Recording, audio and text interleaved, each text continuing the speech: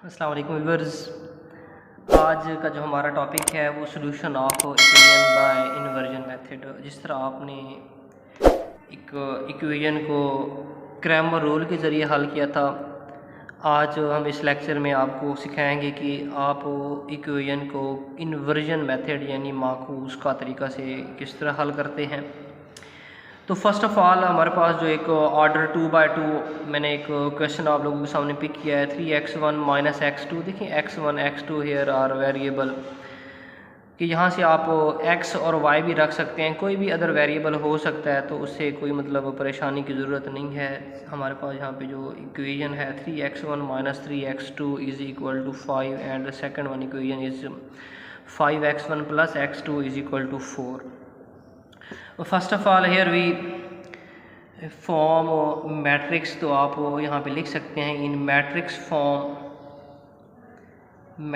Form. जब आप इसको कॉलम की शक्ल में लेके आएंगे तो आप जानते हैं कि पहले एक मैट्रिक्स को मैंने ए का नाम दे देना है। तो हमारे पास व्यूअर्स जो ए है वो जो भी वेरिएबल के साथ कोफिशिएंट होते हैं वो हमारा एक मैट्रिक्स का हिस्सा बन जाते हैं। तो यहाँ पे क्या आ जाएगा 3 माइनस 3 5 एंड देखिए इस x2 के साथ कोई कोफिशिएंट नहीं है तो उसकी जगह पे क्या होता है 1 होता है। तो यहाँ पे ए मैंने एक मैट्रिक्स बना लिया। उसके बाद बी मैट्रिक्स में हमने 5 और 4 जो इक्वल की इस साइड पे हैं वो लिख लेने हैं, और थर्ड वन हमारा x एक अननोन का होता है जो हमने वेरिएबल मालूम करने होते हैं। वो हमारे पास जो वेरिएबल है यहाँ पे x1 और x2 है, तो वो हमने x1 और x2 यहाँ पे लिख देने हैं।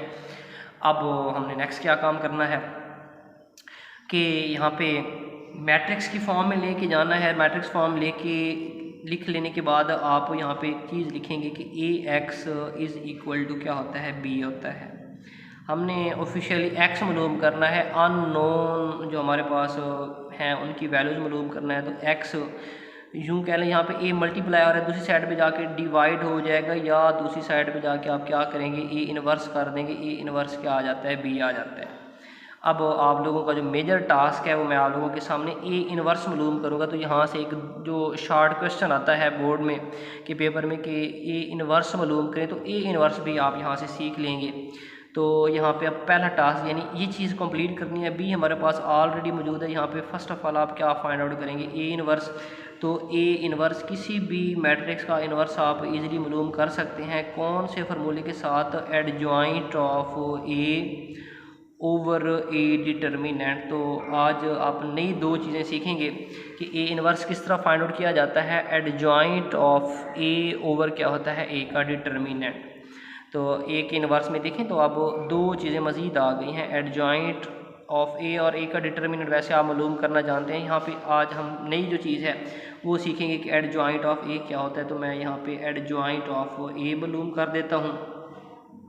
एडजॉइंट 2x2 मालूम करने का अलग मेथड है, जो 3x3 ऑर्डर है उनका मालूम करने का अलग मेथड है। तो यहाँ पे 2x2 का मैंने क्वेश्चन लिया है। तो फर्स्ट आप सीखेंगे कि 2x2 का एडजॉइंट किस तरह लिया जाता है। तो व्यूअर्स देखिए, हमने जो प्राइमरी डायगोनल है या मेन डायगोनल है, इनके एलिमेंट्स की जगह रिप्लेस करनी होती है, यानी 1 और 3 को आपस में रिप्लेस कर देंगे। देखिए ये मेन प्राइमरी डायगोनल है, आपने इन दो की जगह रिप्लेस कर देनी एक दूसरे को, यानी 1 3 की जगह पे आ जाएगा, 3 1 की जगह पे आ जाएगा। और जो रिमेनिंग होते हैं हम उनके सिंबल चेंज कर देते हैं। माइनस का 3 है तो व्यूअर्स क्या हो जाएगा, प्लस का 3 बन जाएगा, और ये 5 है तो क्या बन जाएगा, माइनस का 5 आ जाता है। तो एडजॉइंट की क्या डेफिनेशन है कि if we interchange the diagonal element and replace others, बाकी जो दो होते हैं उनकी हम क्या अलामात चेंज कर दें, तो इसको आप क्या कह सकते हैं, एडजॉइंट कह सकते हैं। ये हमारा क्या बन जाता है, एडजॉइंट बन जाता है। एडजॉइंट बना लेने के बाद सेकंड वन आप देख सकते हैं कि यहाँ पे क्या है, डिटर्मिनेंट ऑफ ए। तो ए का डिटर्मिनेंट मालूम कर देता हूँ। डिटर्मिनेंट आप मालूम करना जानते हैं कि पहले प्राइमरी डायगोनल को मल्टीप्लाई किया जाता है, 3 को 1 के साथ मल्टीप्लाई करेंगे क्या आ जाएगा 3, और ये माइनस फार्मूले का 5 को -3 के साथ मल्टीप्लाई करेंगे तो माइनस का क्या आ जाता है 15, माइनस माइनस प्लस हो जाएगा 15 + 3 विच इज़ इक्वल टू 18 आ जाएगा। तो इस तरह आपने इसको भी मैनेज कर लेना है। तो हमारे पास ये जो आ जाएगा प्लस माइनस माइनस प्लस हो जाएगा, तो 18, इट्स मीन कि हमारा जो डिटर्मिनेंट है 18 आता है, नॉट इक्वल 0। तो लास्ट लेक्चर में मैंने ये चीज़ डिस्कस की थी कि अगर किसी भी मैट्रिक्स का डिटर्मिनेंट 0 आ जाता है वो क्या बन जाता है, सिंगुलर, और सिंगुलर मैट्रिक्स का सोल्यूशन सेटल नहीं होता या सोल्यूशन पॉसिबल नहीं होता, सोल्यूशन डज नॉट एग्जिस्ट।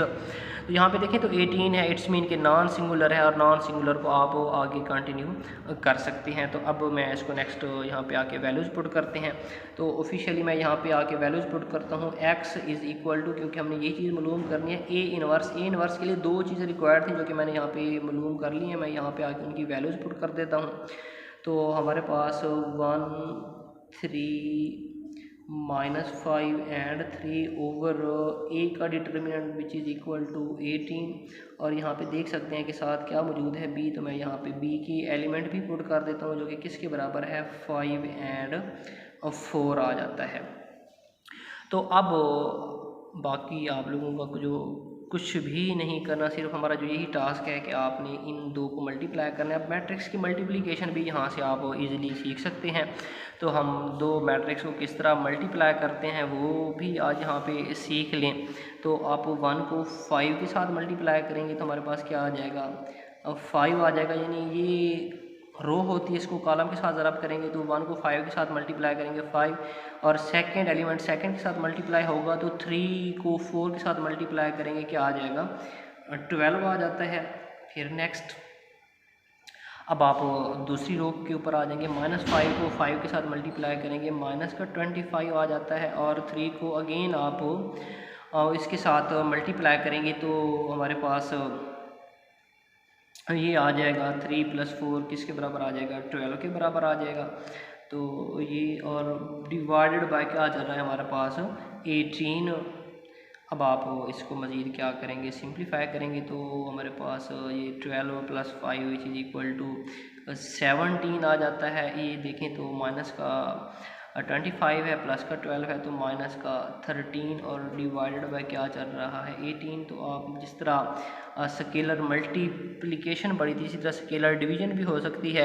आप इट्स मीन कि ये जो 18 है हर एक टर्म के ऊपर क्या कर देंगे, अलग अलग अप्लाई कर देंगे। तो जब आप अप्लाई करेंगे तो हमारे पास क्या आ जाएगा, रिज़ल्ट आ जाएगा। तो यानी इसको मैं लिख सकता हूँ 17/18, और जो दूसरा नंबर होगा वो -13 ओवर क्या आ जाता है, 18। तो ये हमने दो मतलब x1 और y1 के क्या निकाल लिए, आंसर निकाल लें। तो ये हमारा x1 बन जाएगा और ये x2 बन जाएगा। तो ये हमारे क्या है, इस ऑर्डर 2 क्रॉस 2 का जो डिटर्मिनेंट था, या एक दो इक्वेशन जो आप लोगों को दे दी गई थी उनके क्या आ जाते हैं, सोल्यूशन आ जाते हैं। तो इस तरह ये सारे का सारा, यानी एक जनरल मैंने क्वेश्चन पिक किया था, उसके ऊपर ये सारे का सारा आप लोगों को मेथड बताया कि ये किस तरह आगे लेके चलना है, ए इनवर्स किस तरह होता है, एडजॉइंट किस तरह होता है। तो ये सारी चीज़ें इसके ऊपर आपने कवर करनी है। देखिए इस क्वेश्चन में मेजर 3-4 चीज़ हमारे सामने है कि ए का इनवर्स किस तरह फाइंड आउट किया जाता है, ए के इनवर्स के बाद एडजॉइंट किस तरह फाइंड आउट किया जाता है कि डायगोनल के एलिमेंट की जगह और जो रिमेनिंग होते हैं उनकी सिंबल चेंज कर दिए जाते हैं, और उसके बाद जो डिटर्मिनेंट होता है, डिटर्मिनेंट भी आप मालूम करना सीख चुके हैं। और उसके बाद इन दो की मल्टीप्लिकेशन होती है, मल्टीप्लिकेशन ऑफ टू मैट्रिक्स किस तरह पॉसिबल है कि आप इस मैट्रिक्स को, ये जो मैट्रिक्स का ये फर्स्ट रो है, इसको इस कॉलम के साथ मल्टीप्लाई करेंगे, लेकिन फर्स्ट एंट्री के साथ होती है, सेकंड एंट्री के साथ मल्टीप्लाई होती है। तो इस तरह हमने अपना जो आंसर है उसकी तरह चले जाना है। तो नेक्स्ट इसी का मैं ऑर्डर 3/3 की तरफ आता हूँ जी व्यूअर्स। तो नेक्स्ट ऑर्डर 3 क्रॉस 3 के बढ़ने से पहले एक और क्वेश्चन प्रैक्टिस के तौर पे आप लोगों के सामने अटैम्प्ट कर देता हूँ। मैंने अगेन एक क्वेश्चन पिक किया है, 4x1 + 3x2 = 5, और सेकंड इक्वेशन जो है हमारे पास 3x1 - x2 = 7।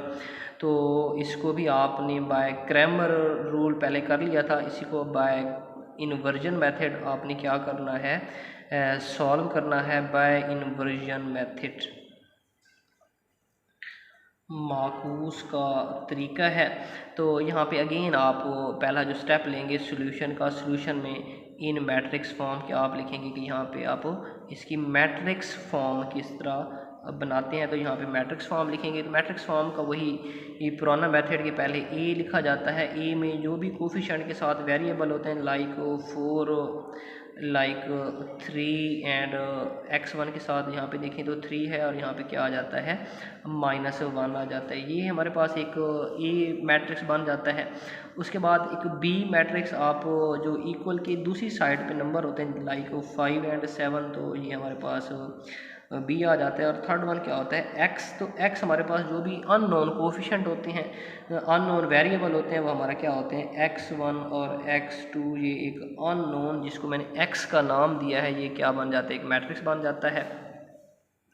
तो आपने क्या काम करना है, A X is equal to B, X मालूम करना है, ए दूसरी साइड पे जाएगा क्या हो जाएगा इनवर्स, तो ए इनवर्स बी आ जाएगा। यहाँ पे आपने ए इनवर्स की क्या करनी है, वैल्यू फाइंड आउट करनी है।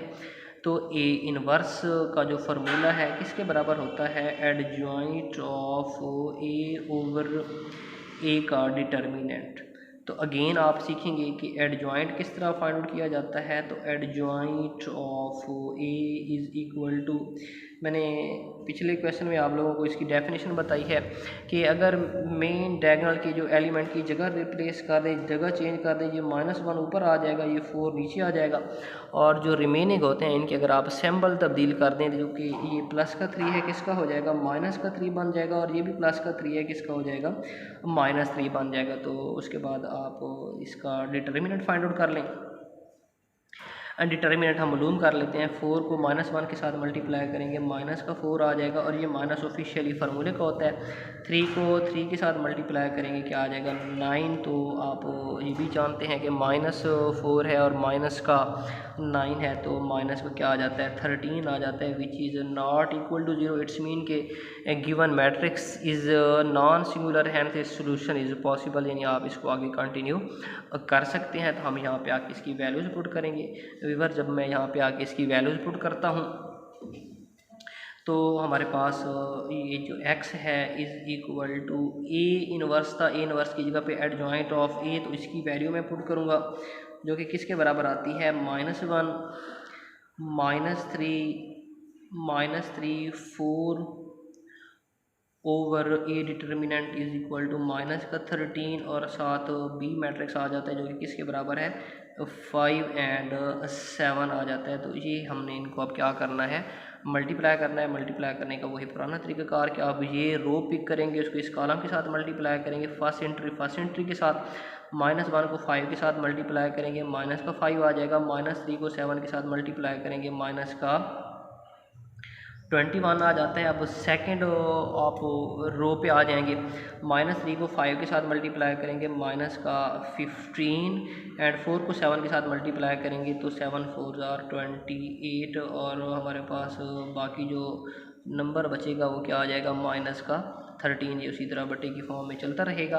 अब आप बट्टे के ऊपर वाले टर्म को हल कीजिएगा, -5 -21 विच इज़ इक्वल टू -26, और 28 -15 करेंगे तो हमारे पास कितना निकल आता है 13, और डिवाइड क्या हो रहा है सब के ऊपर माइनस का 13 बटे की फॉर्म में चल रहा है। अब आप ऐसा करें कि इसको हर एक नंबर के ऊपर डिवाइड कर दें, तो -26 ओवर -13 करेंगे, और दूसरा नंबर है हमारे पास 13 ओवर क्या आ जाएगा -13, जो कि मैंने हर एक नंबर के ऊपर इनको क्या कर दिया है डिवाइड। तो माइनस के साथ कैंसिल, 13 वाला टेबल 26 पे 2 टाइम जाएगा, तो इट्स मीन हमारा जो x1 है वो 2 निकल आएगा, और 13 के साथ कैंसिल आउट, तो साथ क्या आ जाएगा माइनस का 1। तो इट्स मीन कि हमने वो जो x था अननोन था वो फाइंड आउट कर लिया, जिसमें पहला नंबर x1 होगा, दूसरा किसका हो जाएगा x2 हो जाएगा। तो इस तरह आपने इसको भी क्या कर लेना है कंप्लीट कर लेना है। तो ये हमारे पास एक और क्वेश्चन था इन्वर्जन मेथड का। तो इसके साथ एक और चीज़ भी सीखेंगे कि मल्टीप्लिकेशन कब पॉसिबल होती है और कब पॉसिबल नहीं होती। देखिए तो हमारे पास दो मैट्रिक्स कब मल्टीप्लाई हो सकते हैं और उनका ऑर्डर वगैरह का ख्याल किस तरह रखा जाता है। तो हमने एक सिंपल सा मैट्रिक्स ले लेना है। ये मेरे पास कोई मैट्रिक्स है 2 3 4 एंड 6 कर देता हूँ, एंड सेकंड वन जो मैट्रिक्स है वो क्या आ जाता है 1 एंड 2 लिख देता हूँ। तो अब ये चेक करते हैं कि आया कि इसकी जो मल्टीप्लिकेशन है वो पॉसिबल है या नहीं है, यानी ए बी की मल्टीप्लिकेशन क्या पॉसिबल है या नहीं है। तो सबसे पहले आप ए को इसकी जगह पे रिप्लेस कीजिएगा। तो मैं यहाँ पे लिख देता हूँ A B is equal to A matrix लिख देता हूँ 2 3 4 एंड 6 और बी लिख देता हूँ हमारे पास क्या है 1 एंड 2 है। तो व्यूअर्स हमने ये चीज़ चेक करनी होती है जो लेफ्ट हैंड साइड पे पड़ा होता है। देखिए अब ये एक रो है और ये क्या है एक कॉलम है। तो हमने चेक करना होता है कि फर्स्ट के नंबर ऑफ कॉलम अगर दूसरी की नंबर ऑफ रोज़ के बराबर है तो इट्स मीन मल्टीप्लिकेशन क्या होता है पॉसिबल होती है, और नहीं तो हमारी multiplication possible does not exist. तो देखिए इसमें जो नंबर ऑफ कॉलम, इसमें नंबर ऑफ जो कॉलम है वो कितने हैं 2 है, इसमें नंबर ऑफ रोज़ कितनी है 2 है, तो इट्स मीन इसकी मल्टीप्लिकेशन पॉसिबल है। तो यानी लेफ्ट हैंड साइड पे जो मौजूद होता है उसके हमने चेक करने होते हैं नंबर ऑफ कॉलम। अगर इस मैट्रिक्स के नंबर ऑफ रोज़ के बराबर आ जाएं देन मल्टीप्लिकेशन इज़ पॉसिबल, तब मल्टीप्लिकेशन क्या होती है पॉसिबल होती है। यानी आप अब इसको फर्स्टली मल्टीप्लाई करके देख सकते हैं। ये रो है, ये कॉलम है, इसके साथ ज़रब करें तो 2 को 1 के साथ ज़रब करेंगे 2 आ जाएगा, 3 को 2 के साथ ज़रब करेंगे क्या आ जाएगा 6 आ जाएगा, 4 को 1 के साथ आप नीचे लिखेंगे 4 को 1 के साथ मल्टीप्लाई करेंगे 4 आ जाएगा, और 6 को 2 के साथ मल्टीप्लाई करेंगे क्या आ जाएगा और 12 आ जाएगा, जो कि हमारा रिज़ल्ट किसके बराबर आता है 8 और 7 क्या आ जाएगा 16 आ जाता है। तो इट्स मीन ये मल्टीप्लिकेशन पॉसिबल थी। अब मैं इसी से एक और चीज़ भी यहाँ से आप लोगों को बता सकता हूँ कि ए बी, अब यहाँ पे आप बी ए कर दें, इट्स मीन कि बी के एलिमेंट आप पहले लिखेंगे तो बी हमारे पास जो मैट्रिक्स था वो 1 एंड 2 था, और ये जो हमारे पास मैट्रिक्स है 2 3 4 एंड क्या बन जाते हैं 6 बन जाते हैं। तो अब चेक करें, मैंने आपको बताया कि जो फर्स्ट पड़ा होता है यानी इस साइड पहली साइड पे पड़ा होता है उसके नंबर ऑफ कॉलम चेक किए जाते हैं। यहाँ पे देखिए इसके नंबर ऑफ कॉलम कितने हैं 1 है, और इसकी नंबर ऑफ रोज़ देखें तो 2 हैं। तो इट्स मीन कि अब इसकी जो मल्टीप्लिकेशन है वो क्या लिखेंगे आप नॉट पॉसिबल लिखेंगे। क्यों नॉट पॉसिबल है? क्योंकि इसके नंबर ऑफ रोज़ कितने हैं 1 है, और इसके नंबर ऑफ मतलब कॉलम 1 है, नंबर ऑफ रोज़ कितने हैं 2 हैं, तो 1 not equal to 2 hence multiplication is not possible. और यहाँ से ये भी चीज़ आपने सीख ली कि इन जनरल जो मैट्रिक्स होते हैं वो डज नॉट